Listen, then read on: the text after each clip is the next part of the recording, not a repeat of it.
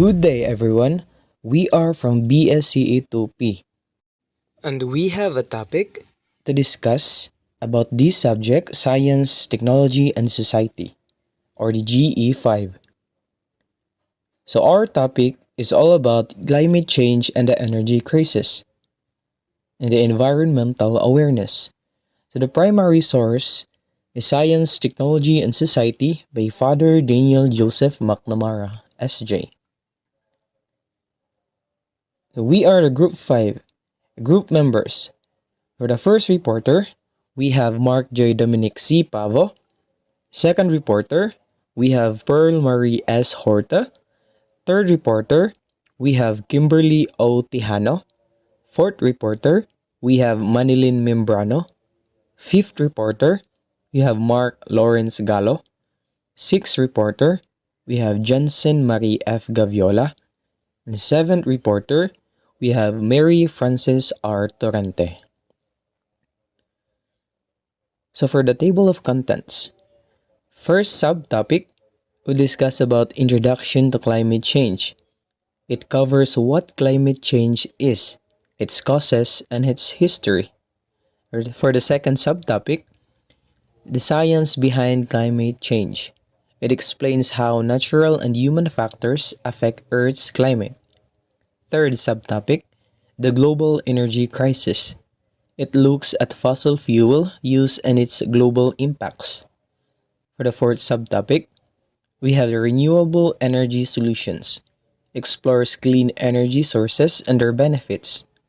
Fifth subtopics, we have the environmental awareness. Highlights the need to understand and protect nature. For the sixth subtopic, the impacts on biodiversity and human health. Shows how climate change harms wildlife and people. For the seventh subtopic, what can we do? Future actions. It focuses on solutions and actions for a better future. Alright, let's start with the first subtopic, the introduction to climate change. Hi everyone, I am Mark J. Dominic Pavo, and today I'll talk about the introduction to climate change. First, let's understand the difference between climate and weather. Climate is the long-term average of weather conditions, while weather reflects short-term atmospheric events. In other words, weather is what we experience day to day, like if it's sunny, rainy, or windy today. Climate, on the other hand, is the average pattern of weather over a long period of time, usually 30 years or more. So while weather changes quickly, climate changes slowly over time. What is climate change?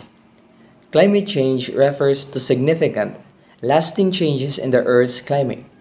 This includes global warming, changes in precipitation patterns, and more extreme weather events. These shifts are largely driven by human activities. So, the climate change is when Earth's climate shifts in a big way over time.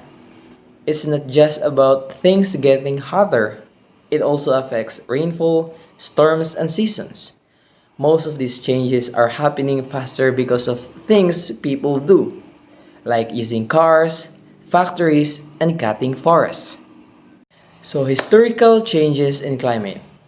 We have ice ages and warming periods, natural shifts due to volcanic activity, solar output, and the Industrial Revolution marks start of rapid change. So, the Earth's climate has always changed even before humans. There were ice ages when it got really cold and warmer periods in between. These changes happened naturally, like from volcanoes or changes in the sun.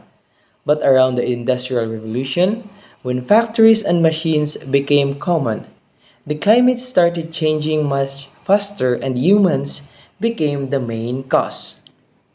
Causes of climate change.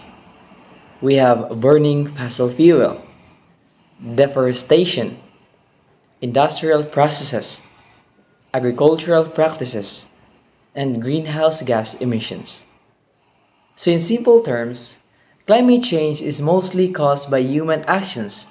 One major reason is burning fossil fuels like coal, oil, and gas for energy, which releases harmful gases. Deforestation also adds the problem because trees help absorb carbon dioxide.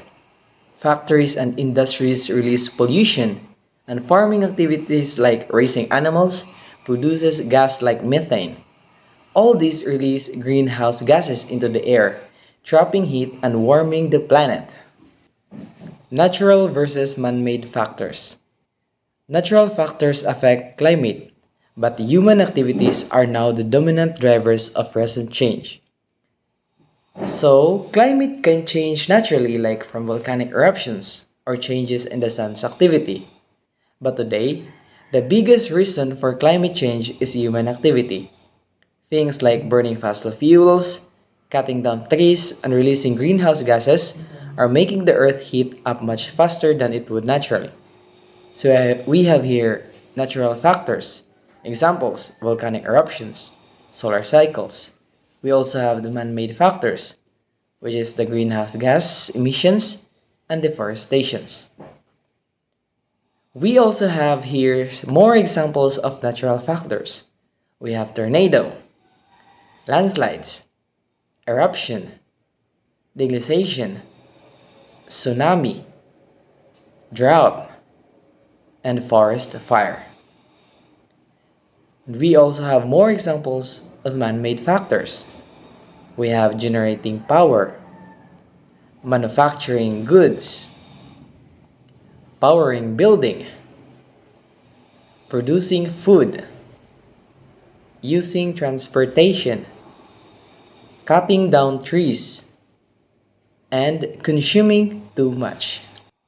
For the visual timeline of climate change, a timeline showing key climate events from the pre-industrial era to today, highlighting major milestones like the Industrial Revolution and global agreements. Here are an example of a graph showing the observed global temperature change closing in on 1.5 degrees Celsius. We can see here the differences from 1950 to 2020. For the summary, the Earth's climate is changing faster than ever due to human-made emissions and land use. Climate change differs from weather and has serious global effects. Understanding its causes helps us find solutions. Moreover, the Earth's climate is changing faster than ever, mainly because of human activities like emissions and land use. Unlike weather, which changes daily, climate change is a long term shift that has serious global impacts. Understanding its causes is crucial in finding solutions to slow down or reverse the damage. All in all, climate change is one of the most pressing challenges of our time. While it's driven by human actions, it's also within our power to make a difference.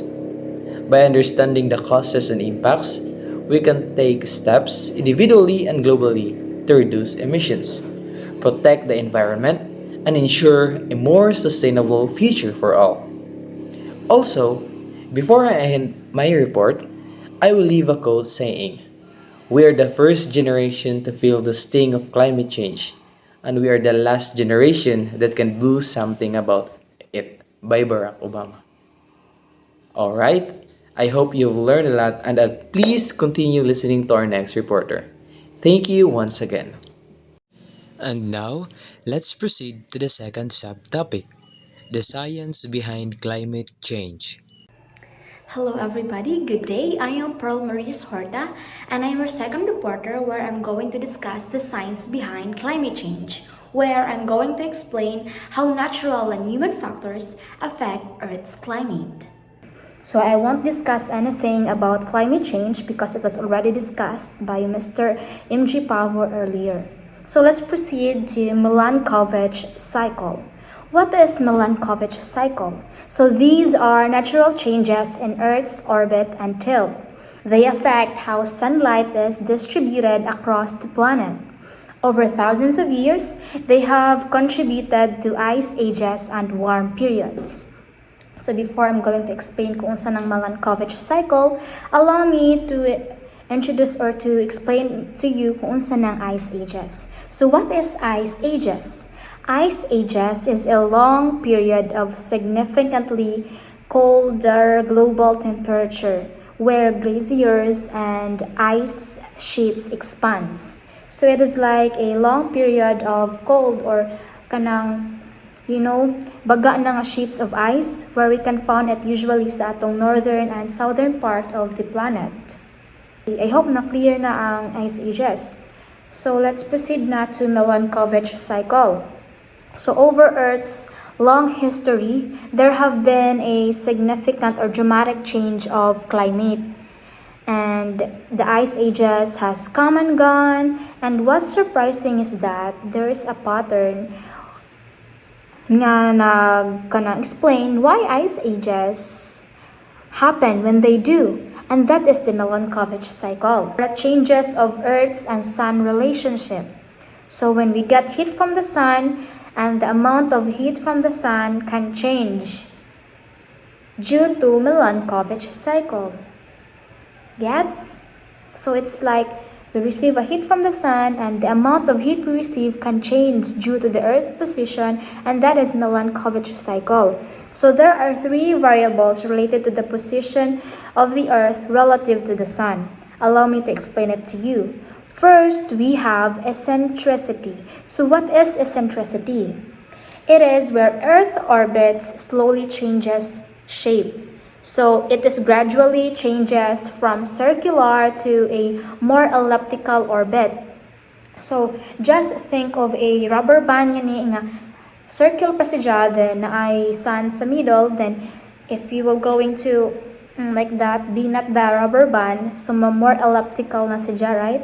So I will show you a video here in the screen kung unsa ang position sa eccentricity from circular orbit to more elliptical one para mas masabtan ninyo kung unsa iyang movement.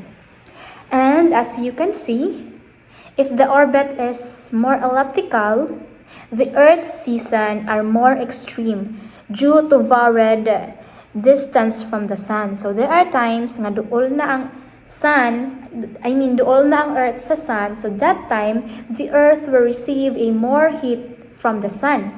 And that can cause nga mamelt na ang mga ice from those glaciers area like our southern and northern hemisphere. And during that time na pod, na mura nagmulayo ang atong distance sa sun, then that time maghinahinay na sad o buo ang mga ice age or ang ice ages. And second, we have obliquity or tilt. So from the word oblique, so ang atong earth nga na is oblique. The earth is tilted naturally. And the earth's tilt change over time. It can be more or less tilted towards the sun. So naay times nga ang earth kay more tilted, which have a 24.5 degrees tilt, then sometimes sad 22.5 degrees tilt lang. So it's like a movement niya is back and forth. And during those times nga ang atong earth is more tilted towards the sun, then the earth will receive a extreme season such as the summer. And during that time, mamelt na sad ang mga ice sa mga glaciers area. And the time na pod nga less tilted na sad ang earth, then it will receive less heat. And during that time, ma-form na sad ang ice age. And that's how the climate change. So the third one, we have the orbital precession. So this time, the Earth wobbles. And I will show you a video or a picture here showing the orbital precession's movement for you to understand it more. So as you can see, there are times na ang Earth is duol sa Sun, and there are times na away siya sa Sun. And during that time nga duol siya sa Sun, just like the two others, mas makareceive siya more heat from the Sun. So those times we can have a extreme season or the summer. And during those times na pod na away siya sa Sun, then it will receive a less heat. And during those time, the ice is, ang ice is mga makinahina na sa kabuo. So those are the three Milankovitch cycle: eccentricity, obliquity, orbital precision. So let's talk the Earth's movement around the Sun. Earth's orbit shifts between circular and elliptical patterns, and its axis wobbles, just like what I have said earlier. These changes alter how much solar energy reaches different parts of the Earth. They play a long-term role in climate change. So, as what I have said, nga ang kanang changes of solar energy that reaches from the different part of the Earth, where katong mas tuo lang Earth sa Sun and mas layo siya. So, this solar energy reaches different part of the Earth, right? And these changes alter in how much or kung unsay ang rotation sa atong Earth. So they have played a long-term role in our climate change. Kaya due to that, na magka-change atong climate. And I hope that clear na siya dyan ninyo. So let's proceed to greenhouse effect. So greenhouse effect traps heat in the atmosphere. Gases like carbon dioxide and methane allow sunlight in but prevent heat from escaping. This natural process is intensified by human emissions. So I know na you are familiar with greenhouse effect because it was already discussed during our elementary and high school years, right? So ako na lang siyang explain it na lang to you for you to be reminded kaya basig nakalimot na sad mo. First, allow me to explain ano sa man ng greenhouse. So, greenhouse gases. Our Earth, right? Then we have an atmosphere. And we receive a heat from the sun, right? And during those times na mupas na ang heat sa atong atmosphere, then some of them will reflect ang heat. Then some of them kay makagawas, but most of them kay magpabilin sa atong Earth because of the greenhouse gases nga naa sa atong atmosphere. So those heat kay dili sadya makagawa sa Earth. So during that time, makapundo na ang heat sa atong Earth, so significant increase of temperature. And nang murag gases kay murag mas more carbon dioxide sa atong Earth, then mas more moinit ang temperature. And this natural process is intensified by human emission because through the years, since nakadaghan na po ang mga kaingin and everything, the factories, so mas makarelease na siya more carbon dioxide. And during that time, mas musamot og kainit ang atong Earth, and that also caused a climate change. Kay I know nga manotice ra pod nato at the moment kay ang atong weather karon kay murag di na masabtan. So carbon dioxide and global temperatures correlation. So as you can see in the screen, allow me to read it first. Data shows that as carbon dioxide level rises, global temperatures also increase. So ice core sample and modern instruments confirm this trend. This proves the link between emissions and global warming. So as you can see in the data, samtang nagkataas ang amount sa carbon dioxide sa atong planet, nagkataasad ang temperature. So that's how greenhouse effect. So that's the greenhouse effect rather. So the rule of human activity, burning the fossil fuels, deforestation, and industrial waste release massive carbon dioxide. That's what I have said earlier. Nga ang deforestation and industrial waste release massive carbon dioxide. Industrial waste are just like mga binuga sa mga pabrika. And agriculture and livestock also emit methane and nitrous acid. So this human action amplify the greenhouse effect. Unsa man ang amplify? Amplify is to make something larger or greater or stronger. So this human action can make the greenhouse effect stronger or greater.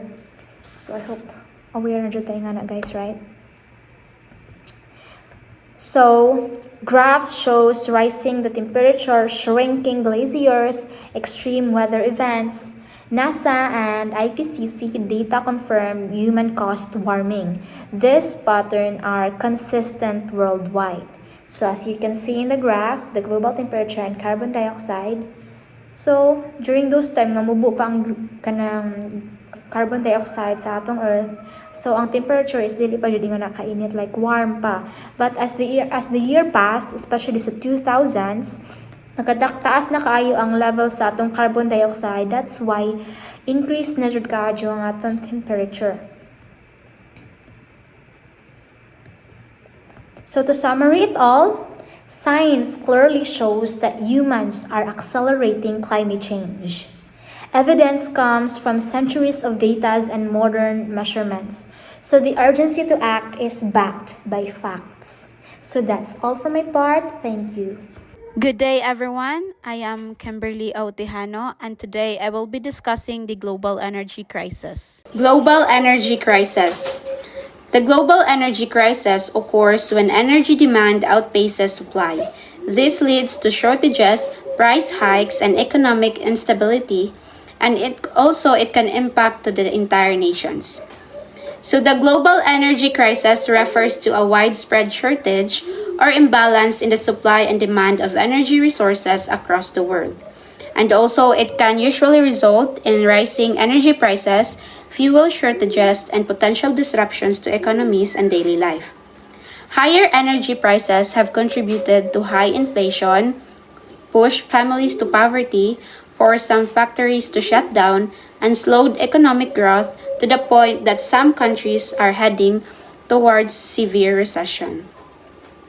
So, global energy crisis in all is the shortage of supply and demand across the world. So next, let us discuss the causes of the energy crisis. Heavy dependence on fossil fuel is the main cause. Political conflicts, poor infrastructure, and rising consumption worsen the crisis. So one of the main causes of energy crisis is heavy dependence on fossil fuels like coal, oil, and natural gases. These resources are unevenly distributed around the world. Other cause of energy crisis is the political conflicts, especially sa mga oil-rich regions. It can disrupt supply, lead to shortages. Poor infrastructure such as outdated power grids and lack of investment in energy system also contributes to inefficiencies. And then, rising global energy consumption because of population growth and industrialization. It puts extra pressure on already strained energy resources. Next is the fossil fuel dependency. Oil, coal, and natural gas provides most of the world's energy. These are limited polluting resources. Their extraction and use cause environmental harm. So most of the world's energy comes from oil, coal, and natural gas. So mo na sila gipang tawag og fossil fuels, and they are limited. Once we use them up, they're gone. Using them also contribute to pollution and damages the environment, like making the air dirty, and makakontribute pud sila sa climate change. So because we rely so much on these fuels, it creates problem when supplies run low or the prices go up. And then, let's proceed to the economic and political impacts. Energy shortages raise prices and cause inflation. Countries compete for resources, leading to tension and conflict.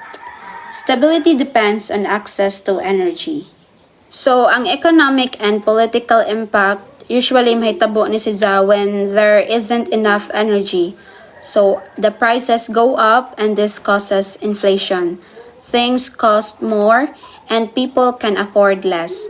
Countries may start competing or even mag-away na sila over sa energy resources. A country's economy and government can become unstable if they don't have enough energy to meet their needs. Next is the consequences for developing nations. Poorer countries struggle with energy access and affordability. They face blackouts and economic setbacks. This widened the global development gap. So, developing countries often struggle with limited access to the affordable and reliable energy. This challenge can lead to frequent power outages, which disrupt daily life and slow economic progress. So, without consistent electricity, industries, schools, and healthcare service, makakontribute ni si Ja nga mas masamot og kalisod sa usa ka country to grow and improve their living standards. So, as a result of it, the gap between developed and developing nations continues to widen, which increase the global inequality. So, let us proceed to the case studies. The 1970s oil crisis caused global economic panic. Recent shortages show how fragile energy systems are. So these examples show the need of energy reform. In the 1970s, the world faced a big energy problem when oil prices suddenly skyrocketed. In 1973, some oil-producing countries stopped selling oil sa mga countries nga ning support sa Israel during a war. So, this caused oil prices to rise dramatically, leading to a shortage of oil. So, some people, makinahanglan pa sila nga maghuwat or magline sa gas station para makakuha sila og gas. And some countries experience widespread economic problems, ma-include na dira ang inflation o ang recessions. So, this crisis show how dependent the world was on oil and how vulnerable economies are when energy supplies are interrupted. So, aside from the 1970s oil crisis, in recent years, energy shortages have happened again, proving that global energy systems are still fragile. A good example is the 2021 energy crisis in Europe, where a combination of low natural gas reserves and high demand after the pandemic led to the rising energy prices. So, many people faced taas nga mga electricity bills and ang ubang mga countries pod nag-experience og mga inflation. So, other countries like China and India also faced energy problems because of the power shortages. So, this problem made people worry about how stable and reliable their energy system are. So, this picture show how people react when energy crises occur. And for the summary, energy issues affect all aspects of life. Diversifying energy sources is crucial. We must reduce dependence on fossil fuels. So, energy challenges continue to affect economies, communities, and daily life around the world. So, ang mga recent nga event, nagpakita nga ang too much kanang relying sa mga fossil fuels kan makalid pud sa mga serious problems. So, to build a more secure and stable energy future, experts emphasize the importance of using a wider mix of energy sources.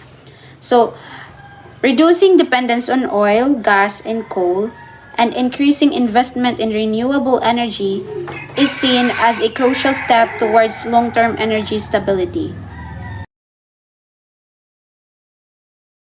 Good day, everyone.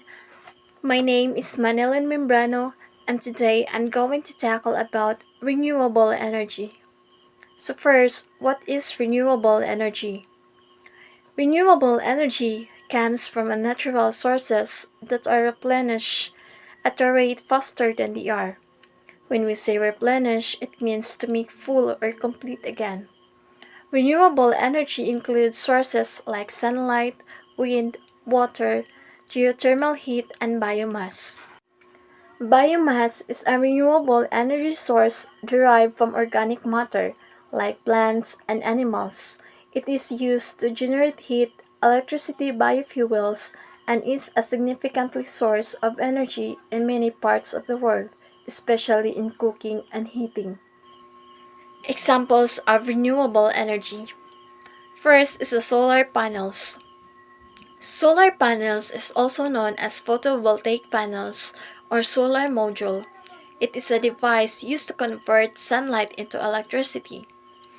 It is composed of many individual solar cells, typically made of silicon, that generate electricity when exposed to lights.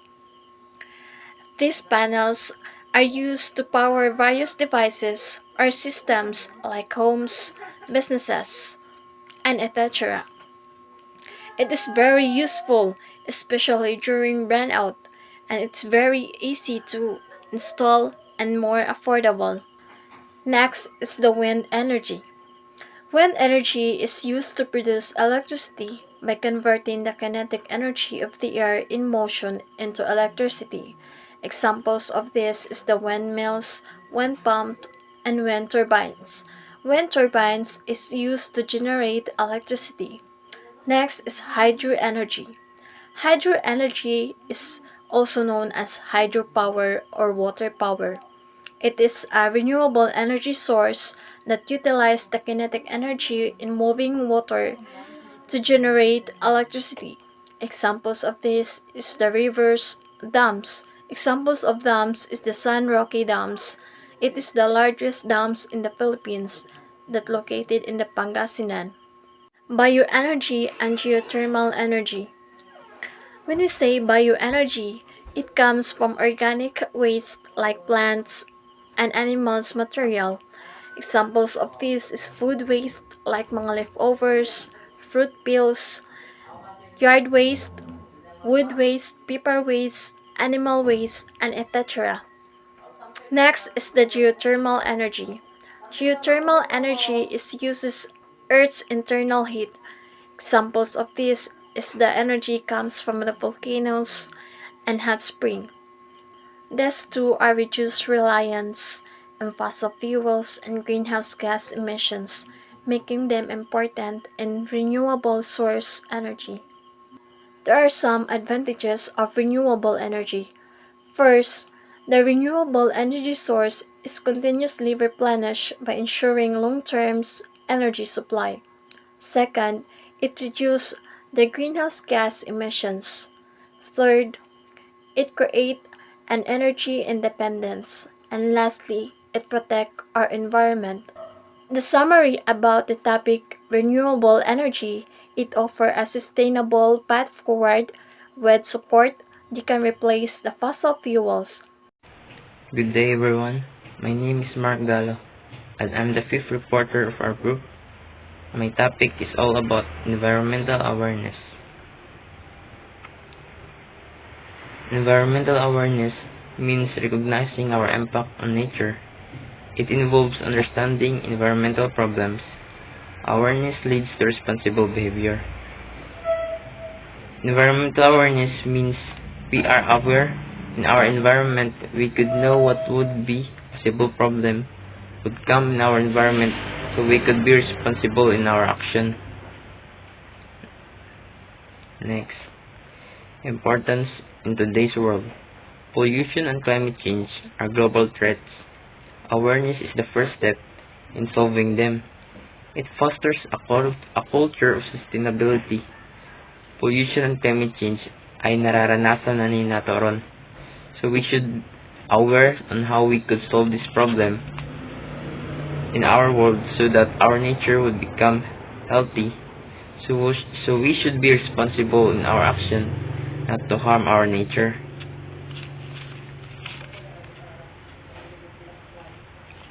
Role of education. School teach eco-friendly habits and values education, empowers people to act, it creates lifelong environmental stewards. Indot pagduron ang mga eskwelahan kay they teach students to become eco-friendly, like recycling material nga di na magamit. For example, this picture, they recycle plastic bottle, ilang pintalan, din ang liquid, ilang mga design. Yan na. Then, community and youth involvement. Local projects and youth group takes meaningful action, volunteering and activism drive change, inform citizens, make a big difference. So there are organizations or groups who volunteer in clearing our environment, and some organization in our government who pay people to clean our environment like tupad ug uban pa. Lifestyle changes. Simple act like reducing plastic and saving energy help reusing and recycling conserve resources. Small actions create big impact. If we use less plastic, we could reduce pollution because plastic is the big part why we have pollution. So we should less the usage of plastic. Kay bisan kini nga gamay ra, dako na ning epekto sa atong kalibutan. Summary. We all share responsibility for the planet. Be informed, get involved, and make eco-friendly choices. Change starts with awareness.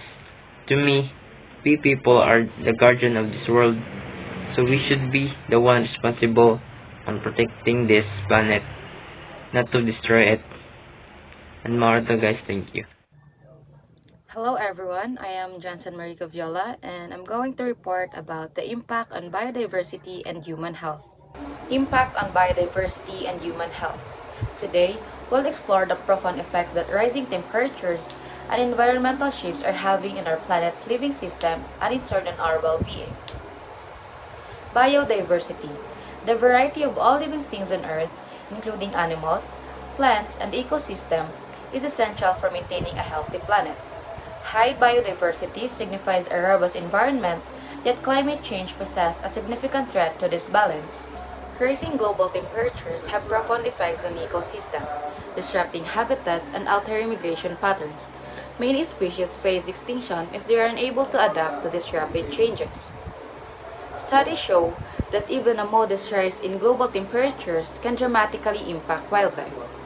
With a rise of just 1.5 degrees Celsius, we could see 4% of mammals losing half of their habitats. If temperatures climb to 2 degrees, that number jumps to 8%. And by 3 degrees, a staggering 41% could face similar fates. Coral bleaching and ocean acidification. Warmer ocean temperatures cause coral bleaching, which destabilizes coral reefs and threatens marine biodiversity. Additionally, increase of carbon dioxide levels lead to ocean acidification, further harming sea life and disrupting marine ecosystems that are vital for many species including humans. Climate change and disease spread. As temperatures rise, the range of disease-carrying insects expand, potentially introducing illnesses like malaria to new geographic areas. This increases health risks for population that may have been previously exposed to such diseases, contributing to public health challenges worldwide. So this diagram illustrates how climate change, specifically rising temperature, affects human health. It highlights the impact of rising temperatures, such as more frequent heat waves and the urban heat island effect, and its consequences on health including dehydration, heat stroke, aggravated cardiovascular and respiratory illnesses, and mental health distress. This also presents data from 2023, noting it was Earth's hottest year since 1880, with significant heat-related deaths and illnesses reported in Maricopa and among high school athletes in the U.S. Indigenous and vulnerable populations. Indigenous and vulnerable communities often depend on natural resources for their survival. Climate change poses a direct threat to their land, livelihood, and cultural practices. These groups typically have limited resources to adapt to environmental changes, worsen their vulnerability, and increasing their risk of displacement and loss of traditional ways of life. In conclusion, climate change poses significant threats to both ecosystem and human health, leading to habitat loss, species extinction, and increased health risks. Protecting biodiversity is essential as diverse ecosystems provide vital services that support human well-being. Urgent action is needed requiring collective effort from governments, communities, businesses, and individuals to develop equitable and sustainable solutions. Together, we can address climate challenges and ensure a healthier future for both nature and humanity. Good day to each and everyone. My name is Mary Frances R. Torrente, and today we will be going to talk about one of the most urgent issues of our time, the climate change. And most importantly, what are the things that we can do to build a better future? From global agreements to personal actions, the path towards a sustainable world depends on all of us. So, what can we do? Let's dive into the key areas that drive change. Let's start at the global level. Global agreements like the Paris Agreement guide countries in fighting climate change. They aim to limit global warming through cooperation, and success depends on strong international commitment. So what is Paris Agreement? Paris Agreement is an international treaty on climate change that covers climate change mitigation, adaptation, and finance that are very crucial in uniting countries to fight against climate change. These agreements aim to limit global warming by encouraging cooperation and shared responsibility. However, the success depends on one specific thing: strong international commitment. Without it, the progress is very, very slow. And since this is a worldwide issue, cooperation and immediate participation of every country is very well appreciated, since every one of us is affected on this worldwide phenomenon. Moving closer to home. National and local solutions. National and local government play key roles in creating climate policies and solutions. They support sustainable development. Local actions help communities adapt and reduce emissions effectively. National and local governments have powerful roles. Why? Because they promote and they develop policies that support sustainable development, promote renewable energies, and help communities prepare for climate impacts. Next is personal contribution. Speaking of change, it doesn't only comes from above. It all starts with us. We are the individuals who live in our Mother Earth. We are the ones affected, and most importantly, human activities contribute to global warming. That's why only us can fix our problem. We can all make difference through personal contributions. We can do some simple habits such as conserving energy, reducing waste, or choosing sustainable products that could help lower our carbon footprints. When individuals take action together, it leads to a real and meaningful change. Tech innovations. Now, let's talk about the future. The technology is evolving fast. Carbon capture, green hydrogen, and smart grids are emerging. These technologies cut emissions and boost efficiency. Innovation supports climate goals. New innovations like carbon capture, green hydrogen, and smart grids are helping us cut emissions and use energy more efficiently. Carbon capture is a way to trap carbon dioxide before it goes into the air. Green hydrogen is a clean fuel that is made using renewable energies like wind, solar, and water, while smart grids is an upgraded electricity system that uses technology to deliver and manage electricity more efficiently. Next is prediction for 20, 50, or 100 years. In 20 years, renewable energy and climate policies will see significant progress. In 50 years, a low carbon economy could stabilize global temperatures. In 100 years, a sustainable planet may be possible with continued innovation and global cooperation. In the next 2 decades, we can expect clean energy like solar, wind, and hydropower to be much more common and available. In 50 years, a low carbon means most industries, transportations, and buildings run on clean energy. If it becomes normal worldwide, we could slow down or stop the global warming. And in 100 years, with global cooperation, innovation, and strong commitment, we could build a planet where human activities no longer harm the planet, a truly sustainable future. One of the most powerful forces in this fight is our youth. As what our national hero, Dr. Rizal said, ang kabataan ang pag-asa ng bayan. Young people are leading through advocacies, creativities, and passion. Meanwhile, education plays a key role in spreading awareness and building an eco-friendly habits from an early age.